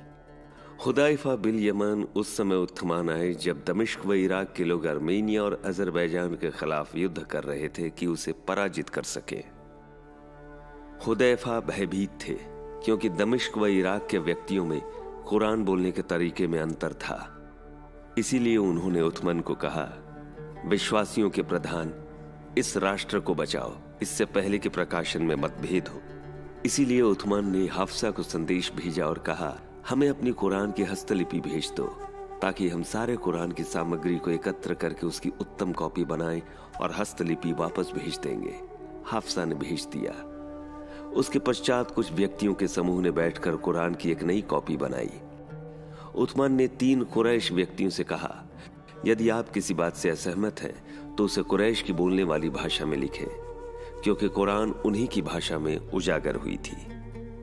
जब सैकड़ों कॉपियां लिख दी गईं, उथमन ने असली हस्तलिपि हाफसा को वापस कर दी। उथमन ने उसकी एक कॉपी प्रत्येक मुस्लिम क्षेत्र में भेज दी और आज्ञा दी कि अन्य कुरान की सामग्री, चाहे वो टुकड़ों में लिखी हस्तलिपि हो या पूरी कॉपी हो, सब जला दी जाएं। और वो लगातार सामग्री को जलाते रहे, यहाँ तक कि इस बार कुरान से संबंधित सामग्री को भी जला दिया। परंतु इससे इस विवाद का अंत नहीं हुआ कि कुरान में क्या शामिल होना चाहिए और क्या नहीं। विभिन्न प्रांतों में जब ये नई कुरान पहुंची, व्यक्तियों ने इसके विरोध में बहस की। साइद बिन थाबित ने कहा, जब हम कुरान की प्रतिलिपि बना रहे थे तो सूरत अहज़ाब की एक आयत छूट गई थी और मैं अल्लाह के शिष्यों को बोलते हुए सुनता था। इसलिए हमने उसे खोजा और जब हमने ढूंढा तो उसे खुजैमा बिन थाबित अल अंसारी में पाया। अब संपूर्ण मुस्लिम साम्राज्य में कुरान की केवल ये 5-6 प्रतिलिपियां ही बची थीं। उस्मान ने सभी कुरानों को खत्म करने की कोशिश में ये आदेश दिया कि सभी कुरानी सामग्री को जला दिया जाए और केवल उनको छोड़ा जाए जो प्रांत के गवर्नरों के पास हों। परिणाम स्वरूप सभी गैर मुस्लिम पुस्तकें नष्ट कर दी गईं और उसके बाद मुसलमानों ने केवल 5 या 6 कॉपी छोड़कर अपनी सभी पुस्तकें व लेख नष्ट कर दिए। इस समय तक इस्लामी साम्राज्य फैलकर अटलांटिक महासागर से होता हुआ मध्य पूर्व अफगानिस्तान तक फैल गया था। उन लाखों वर्ग किलोमीटर के लिए कुरान की केवल 5 या 6 प्रतिलिपियां बची थीं। जब मैं साहित्यिक शून्यता के बारे में बोलता हूँ, उसका संदर्भ ये है। बहुत समय बाद अब्बासियों ने इस्लामिक शासन की बागडोर संभाली, तब उन्हें साहित्यिक शून्यता के बारे में पता चला और उन्होंने इसे सही करने की ठान ली। परंतु यहाँ समस्या ये थी कि वे इस्लामिक इतिहास को अब्बासियों के रूप में बनाने में रुचि ले रहे थे। इसलिए अब्बासियों की देखरेख में जो सामग्री तैयार की गई वो अब्बासी इतिहास का सही राजनीतिक विवरण था। 250 वर्ष और उससे भी प्राचीन कथाओं और परंपराओं का एकत्र किया गया, उनकी प्रतिलिपियां बनाई गईं और बांटा गया। जो पुस्तकें उनके पहले लिखी गई थीं, उन्हें या तो नष्ट कर दिया गया या बाद के लेखकों ने उन्हें संपादित किया जिन्होंने उसमें गलतियां पाईं। अब्बासियों के शासन के अंतर्गत अधिकतर धार्मिक, वैज्ञानिक तथा शिक्षा संबंधी परियोजनाएं आरंभ की। अब्बासी शासकों ने छात्रों के विकास को उत्साहित किया, जो न केवल इस्लाम के प्रारंभिक वर्षों को अच्छे रूप में दर्शाए गए, परंतु उनके राज्य पर शासन करने के अधिकार का भी निश्चय होगा। इस समय के अंतराल में हम देखते हैं कि महान इस्लामिक इतिहासकार इस्लामी इतिहास पर लेख लिख रहे हैं तथा उन्होंने पहले के काम का भी संपादन किया।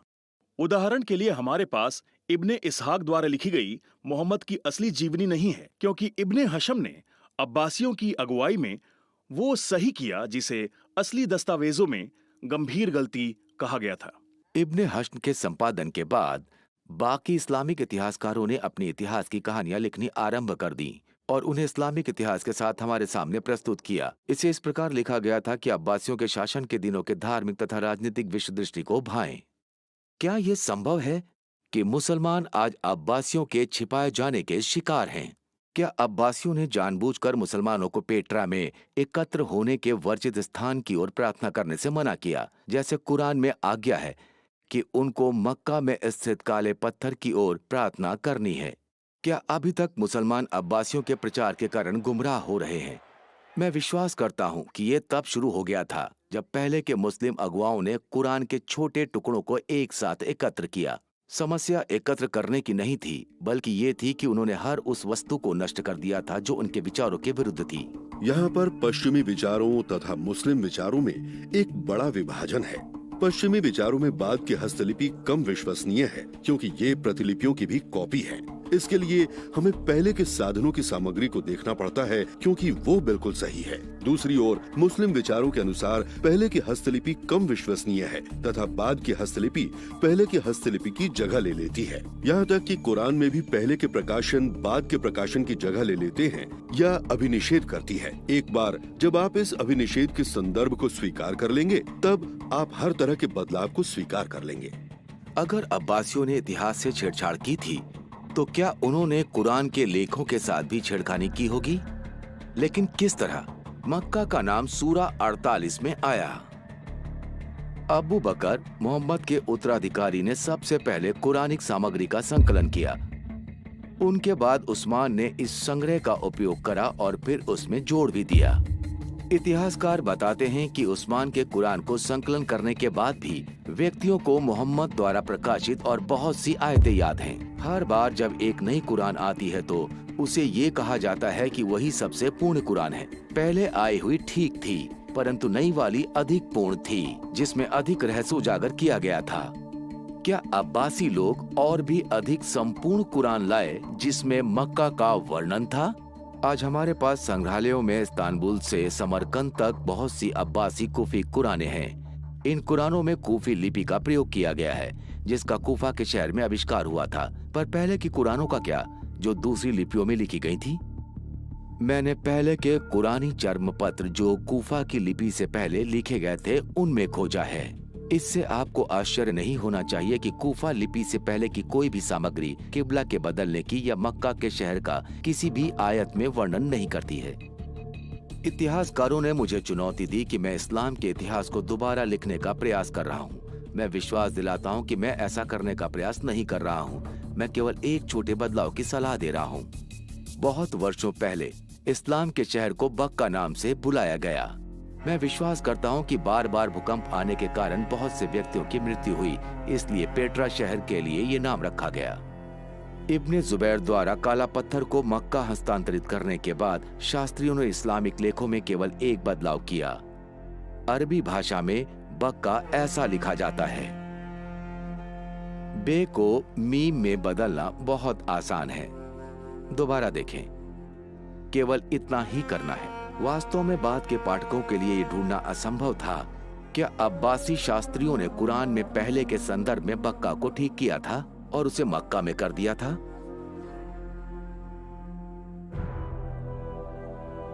मैं विश्वास करता हूं कि सारे प्रमाण इस ओर संकेत करते हैं कि पेट्रा बक्का का प्राचीन शहर है, जो इस्लाम की स्थापना का स्थान है। इस्लाम की पहली शताब्दी की सभी मस्जिदें पेट्रा के एकत्र होने के वर्जित स्थान की ओर संकेत करती हैं और सभी वर्णन पेट्रा के अनुसार हैं, मक्का के नहीं। कुरान में मुसलमानों को यह आदेश दिया गया है कि वो एकत्र होने के वर्जित स्थान की ओर प्रार्थना करें। कुरान में काली चट्टान के बारे में कुछ भी नहीं है। ये स्पष्ट है कि यद्यपि डैन गिब्सन का शोध इस्लामिक इतिहास से जुड़ा है और उन्हें अरब संसार से बहुत प्रेम है, उनके सिद्धांत मुसलमानों के लिए चुनौतीपूर्ण होंगे। पूरे संसार में जब विश्वास जांच के अंतर्गत आता है तो वो मूल सच्चाई को सिद्ध करने के लिए होता है। सभी धर्मों को गंभीर शोध की आवश्यकता होती है। हो सकता है ये बहुत कठिन हो। यदि ये संभव है तो इस्लाम को पूछने की आवश्यकता है कि अब्बासियों के इस प्रचार से कि कैसे और कहां उनके धर्म का आरंभ हुआ। और यदि ये सच है तो आज के औसत मुसलमान के लिए इसका क्या अर्थ है?